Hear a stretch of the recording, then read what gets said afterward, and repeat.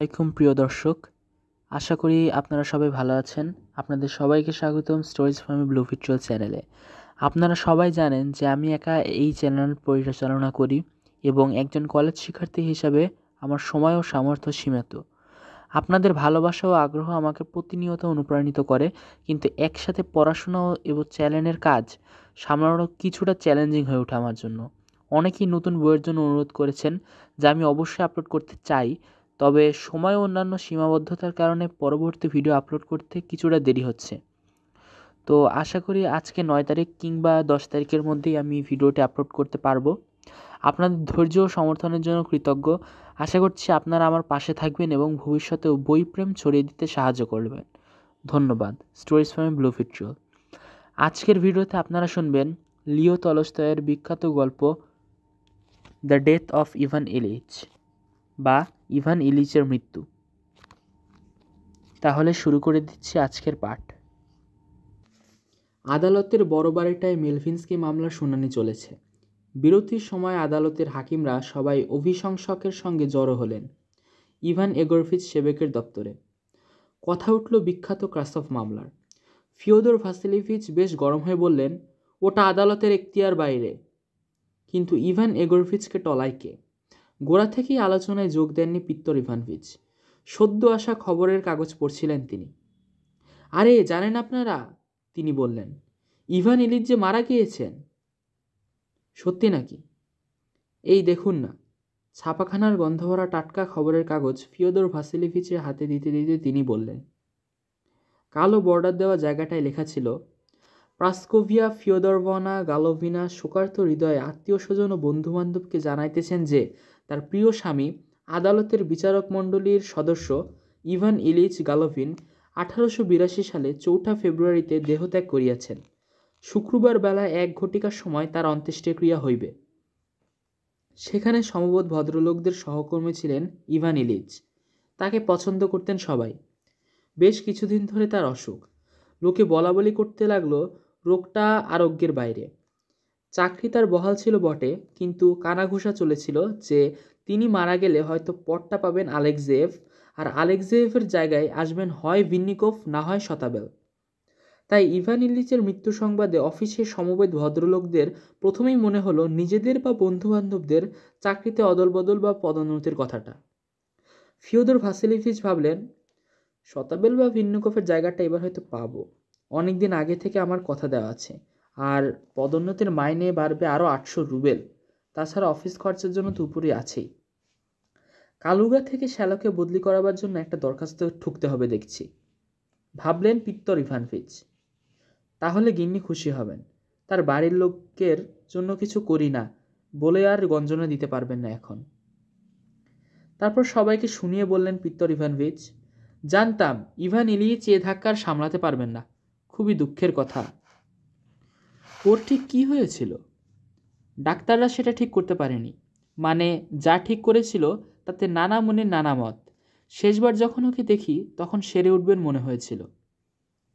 ছুটি শুরু হবার পর থেকে আমি আর ওর কাছে যাইনি। যাব করে যাওয়া হয়নি। ওর টাকা পয়সা কেমন ছিল? স্ত্রীর কিছু সম্পত্তি আছে মনে হয়, আহামরি কিন্তু কিছু না। এখন একবার যাওয়া দরকার। বাড়িটা বেজায় দূরে। মানে আপনার কাছে দূর? সব কিছুই তো আপনার কাছে দূর। সেবেকের দিকে তাকিয়ে মৃদু হেসে বললেন পিত্তর ইভানভিচ, নদীর উপরে থাকি সেটা আপনার সইছে না দেখছি। এর থেকে কথা উঠল শহরের কোনটা কাছে কোনটা দূরে। তারপর সবাই গেলেন এজলাস ঘরে। মৃত্যু সংবাদে চাকরির অদলবদল ও পদোন্নতির সম্ভাবনা নিয়ে নানা ভাবা চিন্তা ছড়ানো বরাবরের মতোই আর একটা কথা, যা ভেবে সবাই খুশি হলেন। সেটি হলো, তাদের অতি পরিচিত লোকটি মারা গিয়েছে বটে, কিন্তু তারা নিজেরা বেঁচে আছেন। প্রত্যেকে ভাবলেন বা অনুভব করলেন, দেখো দেখি, উনি তো মারা গেলেন, কিন্তু এ শর্মা বেঁচে আছে। ইভান ইলিচের সঙ্গে যাদের ঘনিষ্ঠতা ছিল তার তথাকথিত বন্ধুদের আপনা থেকেই মনে হলো যে এবার বিধবাকে শোক নিবেদন ও অন্ত্যেষ্টির সামাজিকতার ক্লান্তিকর কর্তব্য ঘাড়ে এসে পড়ল। ইভান ইলিচের সঙ্গে সবচেয়ে ঘনিষ্ঠতা ছিল ফিওদর ভাসিলিভিচ ও পিত্তর ইভানভিচের। আইনের শিক্ষায় তার সহপাঠী ছিলেন পিত্তর ইভানভিচ। তাছাড়া তার কাছে কিছুটা নিজেকে ঋণীয় মনে করতেন তিনি। সেদিন ডিনারের সময় ইভান ইলিচের মৃত্যুর খবর স্ত্রীকে দিয়ে নিজের এলাকায় শ্যালকের বদলি হবার সম্ভাবনার কথাটা তুললেন। তারপর শুয়ে আরাম করে নেবার বদলে ফ্রক কোট পরে চললেন ইভান ইলিচের বাড়ি। ইভান ইলিচের বাড়ি সদর দরজার কাছে একটা বড় আর একটা ছ্যাঁকড়া গাড়ি। একতলায় টুপি কোট রাখার জায়গার পাশে থোবনা আর মাঞ্জা করা সোনালি লেস দেওয়া কফিনের জরিদার ঢাকনা দেয়ালের গায়ে ঠেস দিয়ে রাখা। কালো পোশাক পরা দুটি মহিলা ফারকোট খুলছেন। তাদের একজন চেনাশোনা, ইভান ইলিচের বোন, অন্যটি অপরিচিতা। পিত্তর ইভানোভিচের বন্ধু শাভার্জ সিঁড়ি ভাঙতে শুরু করে উপরে ধাপ থেকে পিত্তর ইভানোভিচকে দেখতে পেয়ে দাঁড়িয়ে চোখ ঠাড়লেন, যেন বলতে চান, বোকার মতো পতল তুলে বসলেন ইভান ইলিচ, তবে আপনার আমার কথা আলাদা। ইংরেজি কায়দায় গালপাট্টা রাখা, রোগাসোগা দেহে ফ্রককোট চাপানো শাভার্জের চেহারায় বরাবরের মতোই একটা শালীন গাম্ভীর্যের ভাব। সর্বদাই সরস মেজাজের বিপরীতে এই গাম্ভীর্যটা আজকে বিশেষ একটি ঝাঁক এসেছে। তাই মনে হলো পিত্তর ইভানোভিচের। মহিলাদের আগে যেতে দেবার জন্য পথ ছেড়ে দিয়ে পিত্তর ইভানোভিচ তাদের পিছনে আস্তে আস্তে সিঁড়ি বেয়ে উঠতে লাগলেন। শাভার্জ না নেমে দাঁড়িয়ে রইলেন সিঁড়ির মাথায়। কেন সেটা আন্দাজ করলেন পিত্তর ইভানোভিচ। তাসের আড্ডা কোথায় বসবে তা ঠিক করার জন্য নিশ্চয়ই। বিধবার সঙ্গে দেখা করতে ঘরে ঢুকলেন মহিলা দুটি, আর গম্ভীরভাবে ঠোঁট চেপে চোখে চপল ঝিলিক এনে পিত্তর ইভানোভিচকে শাভার্জ ভ্রু দিয়ে ইশারা করলেন যেন ডান পাশে মৃত ব্যক্তির ঘরের দিকে। বরাবর যা হয় ঠিক সেখানে কি করা তার উচিত সেটা স্থির করতে না পেরেই ঘরে ঢুকলেন পিত্তর ইভানোভিচ। এইসব উপলক্ষে বুকে ক্রুশ চিহ্ন করলে কোনো ক্ষতি হবে না, অন্তত সেটা তার জানা। সঙ্গে সঙ্গে নিচু হয়ে অভিবাদন জানানো উচিত কিনা ঠিক করে উঠতে পারলেন না বলে দুটোর মাঝামাঝি গোছের একটা জিনিস করলেন। ঘরে ঢুকে বুকে আঁকলেন ক্রুশচিহ্ন আর একটু যেন মাথা নোয়ালেন। সঙ্গে সঙ্গে হাত আর মাথার ওই ভঙ্গিতে যতদূর সম্ভব ঘরের চারদিকে একবার চোখ বলিয়ে নিলেন তিনি। দুটো ছোকরা, তাদের একজন ছাত্র, খুব সম্ভবত ইভান ইলিচের ভাইপো, বুকে ক্রুশচিহ্ন করে বেরিয়ে গেল। স্থানুর মতো দাঁড়িয়ে আছেন একটি বৃদ্ধা, বিচিত্রভাবে ভ্রু তুলে তাকে চুপি চুপি কি যেন বলছেন, আর একটি পাদ্রী, দৃঢ়চিত্ত চটপটে মানুষ, জোর গলায় কি একটা আওড়াচ্ছেন। ধরনটা শুনে মনে হয় তাকে বাধা দেওয়া কার সাধ্য। ভাড়ারের চাকর গেরাসিম পিত্তর ইভানোভিচের সামনে দিয়ে মেঝেতে কি একটা ছড়াতে ছড়াতে আলতো পায়ে চলে গেলেন। সেটা দেখার সঙ্গে সঙ্গে পিত্তর ইভানোভিচের নাকে এলো মৃতদেহের পচা ধরার মৃদু গন্ধ। শেষবার ইভান ইলিচের সঙ্গে দেখা করতে এসে লোকটিকে দেখেছিলেন তার ঘরে। রোগীর দেখাশোনা করছিল সে। ইভান ইলিচ তাকে বিশেষ স্নেহ করতেন। পিত্তর ইভানোভিচ বুকে বারবার ক্রুশচিহ্ন করতে লাগলেন, আর কোণের টেবিলে রাখা আইকনগুলা কফিন ও পাদ্রির মাঝামাঝি একটা দিকে লক্ষ্য করে সামান্য মাথা নোয়াতে লাগলেন। তারপর ক্রুশচিহ্নটা বড় বেশি করা হচ্ছে মনে হওয়াতে তিনি থেমে মৃতকে ভালো করে দেখে নিতে লাগলেন। মৃতদেহটি শুয়ে আছে জগদ্দল একটা ভঙ্গিতে। সব মৃতদেহ যেমন, কফিনের গদিতে আড়ষ্ট শরীর ডোবা, বালিশের উপর দিকে বরাবরের জন্য হেলানো মাথা, মোমের মতো হলদে কপাল, সব মৃতদেহ যেমন দেখা যায়। বসে যাওয়া রগের উপর টাক, উষ্ণ নাক যেন উপরে ঠোঁটটাই চাপ দিচ্ছে। অনেক বদলে গিয়েছেন ইভান ইলিচ। সেই যখন পিত্তর ইভানোভিচ তাকে দেখেন তার চেয়ে অনেক রোগা। তবু মারা যাবার পর সবার মতো তারও মুখ হয়ে উঠেছে জীবদ্দশার চেয়ে আরও বেশি সুন্দর, বিশেষ করে আরও ভাবব্যঞ্জক। মুখভাব জানিয়ে দিচ্ছে যা করা ছিল তা করা হয়েছে সঙ্গতভাবেই। আরও একটা জিনিস রয়েছে মুখের ভাবে, জীবিতদের প্রতি ভর্ৎসনা বা হুঁশিয়ারি। হুঁশিয়ারিটা অযাচিত, ভাবলেন পিত্তর ইভানোভিচ। অন্তত তার সঙ্গে এর কোনো তালুকাত নেই। কেমন যেন অপ্রীতিকর লাগাতে তিনি আর একবার অত্যন্ত তাড়াতাড়ি, নিজেরই মনে হলো ভব্যতার সীমা ছাড়িয়ে, ক্রুশচিহ্ন করে অত্যন্ত তাড়াতাড়ি করে দরজার দিকে গেলেন। সদর ঘরে পা বেশ ফাঁক করা, পেছনের দিকে ধরে টপ হ্যাটটা দুই হাতে দিয়ে নাড়াচড়া করতে করতে তার অপেক্ষায় ছিলেন শাভার্জ। তার চটুল ফিটফাট মজা ঘষা চেহারা একবারটি চোখে পড়ার সঙ্গে সঙ্গে পিত্তর ইভানোভিচ চাঙা বোধ করতে শুরু করলেন। বুঝতে পারলেন তিনি যে এই ব্যক্তিটি শাভার্জ হলেন এ সব কিছুর ঊর্ধ্বে। শোকের কবলে নিজেকে ছেড়ে দিতে তিনি নারাজ। তার সমস্ত হাবভাবে একটা জিনিস ব্যক্ত, ইভান ইলিচের অন্ত্যেষ্টিক্রিয়া আমাদের রোজকার জমায়েত বাতিল করার মতো কোনো কারণ নয়। অর্থাৎ আমাদের সান্ধ্য আড্ডায় নতুন প্যাকেট খুলে তাস ভাজায় কোনো বাধা দিতে পারবে না এই ঘটনা। এমনকি ঠিক সে সময়ে ইভান ইলিচের চাকর কফিনের চারপাশে 4টে মোমবাতি বসাতে থাকলেও নয়। সাধারণভাবে বলতে গেলে ঘটনাটি এমন কিছু নয় যে তার জন্য অন্তত আজকের সন্ধ্যাবেলায় আমাদের ফুর্তি করা চলবে না, এটা ভাবার কোনো কারণই নেই। ঘর ছেড়ে পিত্তর ইভানোভিচ বেরিয়ে আসতে তার কানে কানে ঠিক ঠিক যেন এই কথাই জানিয়ে দিলেন, ফিওদর ভাসিলিভিচের বাড়িতে জমায়েত হতে বললেন। কিন্তু সেদিন সন্ধ্যায় তাস খেলাটি পিত্তর ইভানোভিচের কপালে নেই মনে হলো।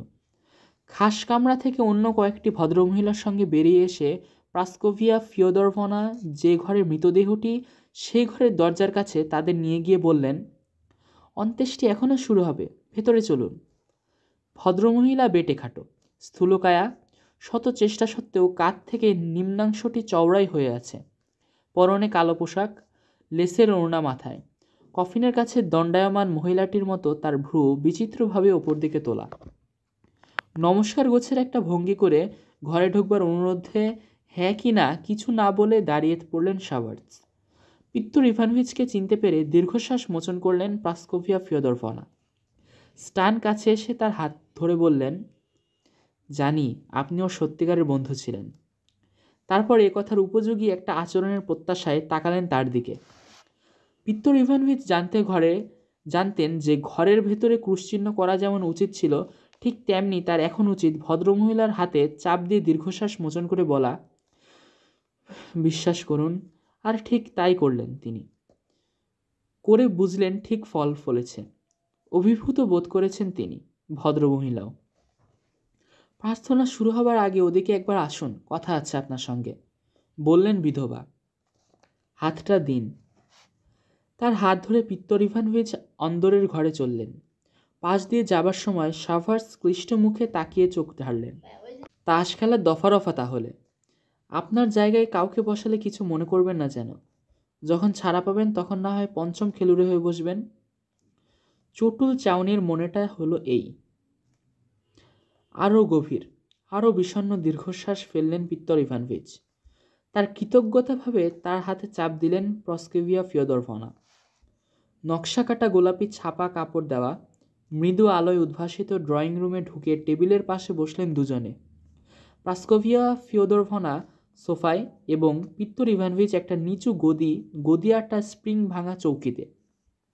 বসাতে সেটা কাত হয়ে গেল একবার। প্রাস্কোভিয়া ফিওদরভনা বলতে চেয়েছিলেন অন্য চেয়ারে বসুন, কিন্তু মনে হলো সাবধান করে দেওয়াটা তার বর্তমান অবস্থার সঙ্গে খাপ খাবে না। চৌকিতে বসতে বসতে পিত্তর ইভানোভিচের মনে পড়ে গেল ড্রয়িং রুমটা সাজাবার সময় সবুজ পাতার নকশা কাটা গোলাপি এই ছাপা কাপড়টার বিষয়ে তার পরামর্শ চেয়েছিলেন ইভান ইলিচ। সোফায় বসতে গিয়ে টেবিলটা পেরিয়ে যাবার সময় ঘরটাকে গুচ্ছের আসবাবপত্র আর টুকিটাকি জিনিস, তার খোদাই করা কাজে বিধবার কালো ওড়নার কালো লেসটা আটকে গেল। ছাড়াবার জন্য অর্ধেকটা উঠলেন পিত্তর ইভানোভিচ। ওঠাতে চৌকিটা নড়ে চড়ে উঠল। আলগা স্প্রিংগুলো একটু ধাক্কা দিল তাকে। আটকে যাওয়া লেস নিজেই ছাড়িয়ে নিলেন বিধবা। চৌকিতে আবার বসলেন পিত্তর ইভানোভিচ। দাবিয়ে দিলেন অবাধ্য স্প্রিংগুলোকে। কিন্তু তখনও লেসটা পুরোপুরি ছাড়াতে পারেননি বিধবা।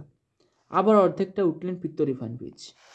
আবার বিদ্রোহ করল গদি আটা চৌকিটা, এমনকি ক্যাচকেচিয়েও উঠল। ব্যাপারটা সাঙ্গ হবার পরে মিহি মসলিনের রুমাল বের করে কাঁদতে শুরু করলেন বিধবা। কিন্তু লেসের ব্যাপারটায় আর চৌকিটার অবাধ্যপনায় আবেগটা ভাটা পড়ে গিয়েছিল পিত্তর ইভানোভিচের। তিনি মুখ গোমরা করে বসে রইলেন। এই অস্বস্তিকর অবস্থাটা কেটে গেল ইভান ইলিচের ভাড়ার এই সকলভনের আগমনে। সে জানালো কবরখানায় যে জায়গাটি প্রাস্কোভিয়া ফিওদরভনা পছন্দ করেছেন তার জন্য 200 রুবেল লাগবে। কান্না থামিয়ে ভদ্রমহিলা শহীদের দৃষ্টিতে তাকালেন পিত্তর ইভানোভিচের দিকে। ফরাসিতে বললেন, এটা তার পক্ষে খুবই দুঃসহ। কথাটায় নির্বাক একটি ভঙ্গি করে পিত্তর ইভানোভিচ বুঝিয়ে দিলেন যে তাতে তিনি একান্ত নিঃসন্দেহ। চান তো সিগারেট খান, দরাজ অথচ শোকার্ত স্বরে বললেন ভদ্রমহিলা। কবরের খরচা নিয়ে আলোচনা চালালেন সকল ভরের সঙ্গে। সিগারেট ধরিয়ে পিত্তর ইভানোভিচ লক্ষ্য করলেন ভদ্রমহিলা কবরখানায় নানা জায়গায় খরচের বিষয়টা বেশ খুঁটিনাটি খবর নিয়ে ঠিক যেটি নেওয়া দরকার সে জায়গাটি বেছে নিয়েছিলেন। ব্যাপারটা নিষ্পত্তি হলেও তিনি অন্ত্যেষ্টি গাইদের কথা আলাপ করলেন। তারপর সকলভ চলে গেল। সব কিছু আমাকে করতে হয়। টেবিলের উপরে অ্যালবামগুলো একপাশে সরিয়ে দিতে দিতে তিনি জানালেন পিত্তর ইভানোভিচকে। সিগারেটের ছাই টেবিলে পর দেখে তাড়াতাড়ি একটা ছাইদা নিয়ে এগিয়ে দিয়ে বললেন, যদি বলি শোকের চাপে সংসারের কাজকর্মে মন দিতে পারছি না, সেটা ভান করা হবে। বরং যদি কিছু আমাকে ঠিক সান্ত্বনা নয়, যদি কিছু আমাকে অন্যমনস্ক রাখতে পারে, সেটা হলো ওর খাতিরে নানা কাজ করা। কাদার জন্য যেন আবার রুমাল বের করলেন তিনি, কিন্তু হঠাৎ জোর করে নিজেকে সামলে নিয়ে মাথা অল্প ঝাঁকিয়ে শান্ত কণ্ঠে কথা বলতে শুরু করলেন। আপনার সঙ্গে কিছু একটা কাজ আছে। সঙ্গে সঙ্গেই নড়ে চড়ে ওঠা স্প্রিংগুলোকে বেয়ারা হতে না দিয়ে একটু মাথা নোয়ালেন পিত্তর ইভানোভিচ। শেষের কটা দিন উনি অসহ্য কষ্ট পেয়েছিলেন। খুব কষ্ট? জিজ্ঞেস করলেন পিত্তর ইভানোভিচ। অকথ্য কষ্ট পেয়েছিলেন। শেষের দিকে ক্রমাগত চেঁচাতেন, কয়েক মিনিট ধরে নয়, ঘন্টার পর ঘন্টা চেঁচাতেন। একেবারে হাফ না ফেলে একটানা 3 দিন চেঁচিয়েছিলেন একবার। অসহ্য ব্যাপার। কি করে শুয়েছি নিজেই জানি না আমি। 3টে ঘর ছাড়িয়েও ওর গলার আওয়াজ পাওয়া যেত। আমাকে যা সহ্য করতে হয়েছে যদি জানতেন। তার মানে শেষ পর্যন্ত সজ্ঞানে ছিলেন নাকি? হ্যাঁ, ফিসফিস করে প্রাস্কোভিয়া ফিয়োদরভনা বললেন। একেবারে শেষ পর্যন্ত। মারা যাবার মাত্র 15 মিনিট আগে বিদায় নিলেন আমাদের কাছ থেকে। বললেন ভালোদিয়াকে সরিয়ে নিতে যেতে। নিজের এবং ভদ্রমহিলার ভণ্ডামির একটা অপ্রীতিকর চেতনা মনে, তাহলেও অতি পরিচিত একটি লোকের যন্ত্রণার কথা ভেবে অত্যন্ত বিচলিত লাগলো পিত্তর ইভানোভিচের। মানুষটিকে তিনি প্রথমে জানতেন হাসি খুশি ছোট ছেলে হিসাবে, তারপর স্কুলের ছাত্র, তারপর প্রাপ্তবয়স্ক সহকর্মী হিসাবে। আবার চোখের সামনে ভেসে এলো তার কপাল, উপরের ঠোঁটের উপরে ঝুলে পড়া নাক, আর নিজেকে নিয়ে আতঙ্কে মন আচ্ছন্ন হয়ে গেল ওর। 3 দিন অসহ্য যন্ত্রণা, তারপর মৃত্যু। যে কোনো সময় আমার তো এটা হতেই পারে, তাই না? ভেবে মুহূর্তের জন্য ভয়ঙ্কর লাগলো তার কাছে। কিন্তু সঙ্গে সঙ্গে কেন তার নিজেরই অজানা এই মামুলি কথাটা মনে পড়াতে তিনি স্বস্তি পেলেন যে এটা ঘটেছে ইভান ইলিচের বেলায়, তাকে নিয়ে নয়। এরকম কিছু তার বেলায় ঘটতে পারে না, ঘটবেও না। এই ধরনের ভাবনা চিন্তায় মেজাজ শুধু খারাপ হয়ে যাবে, সেটা করা উচিত নয়। শভার্টসের মুখে সে কথাটা পরিষ্কার ফুটে উঠেছিল। নিজেকে সামলে নিয়ে পিত্তর ইভানোভিচ ইভান ইলিচের মৃত্যুর বিশদ বর্ণনায় এমনকি সত্যিকারের আগ্রহ পর্যন্ত দেখাতে শুরু করলেন, যেন মৃত্যু এমন একটি ব্যাপার যেটা ঘটতে পারে শুধু ইভান ইলিচেরই বেলায়, তার নিজের নয়। ইভান ইলিচের বাস্তবিক ভয়াবহ শারীরিক যন্ত্রণার বিস্তৃত বিবরণ দেবার পর কেবল কি ভয়ানক স্নায়বিক কষ্ট পেয়েছিলেন প্রাস্কোভিয়া ফিয়োদরভনা, শুধু তা থেকেই ইভান ইলিচের যন্ত্রণার মাত্রাটা জানতে পারলেন পিত্তর ইভানোভিচ। বিধবা কাজের কথা পারা দরকার মনে করলেন। সত্যি পিত্তর ইভানোভিচ, আমার কপাল কি খারাপ, কি সাংঘাতিক খারাপ, বলে আবার কাঁদতে বসলেন তিনি। দীর্ঘশ্বাস মোচন করে পিত্তর ইভানোভিচ কখন উনি নাকে ঝরে সামনে উঠবেন তার প্রতীক্ষা করতে লাগলেন। নাক ঝাড়া হলো। তিনি বললেন, বিশ্বাস করুন। ভদ্রমহিলা আবার কথা বলতে শুরু করে তার সঙ্গে আসল কাজের কথাটা পারলেন।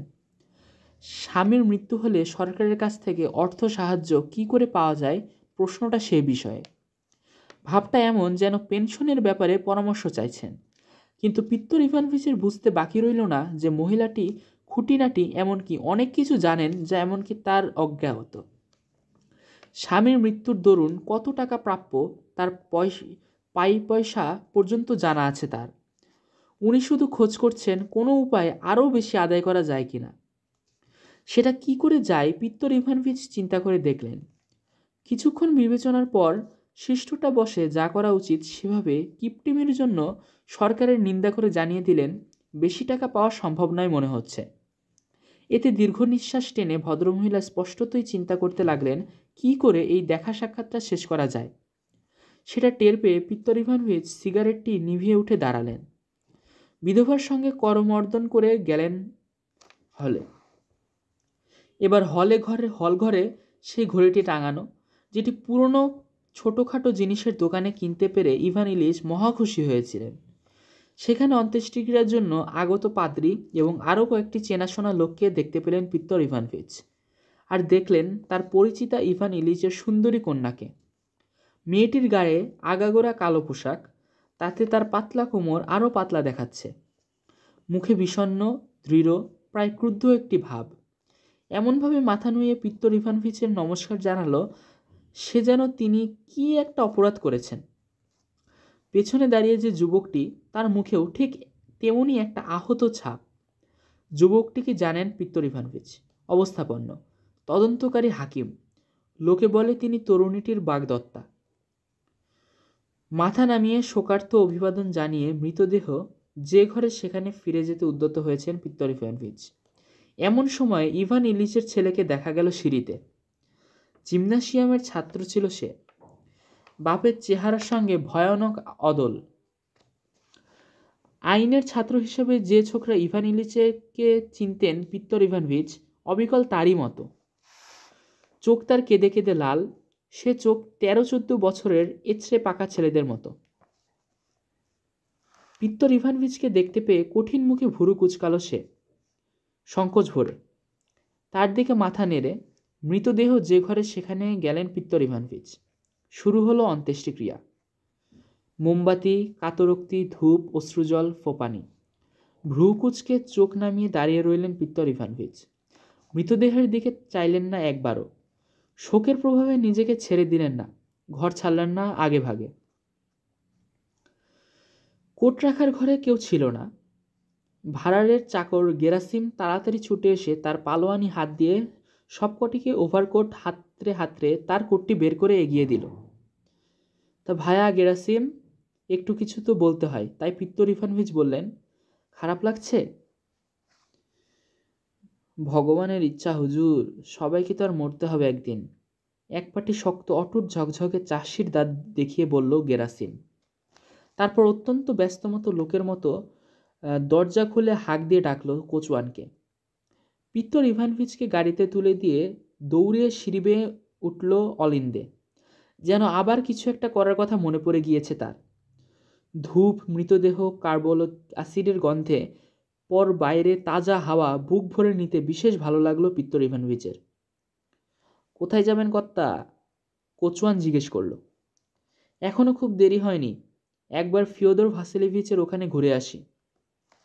রওনা দিলেন তিনি। গিয়ে দেখলেন প্রথম রাবারটা ওরা সবেমাত্র শেষ করেছে। পরের খেলায় পঞ্চম খেলুড়ের জায়গায় বসতে কোনো অসুবিধা তার হলো না।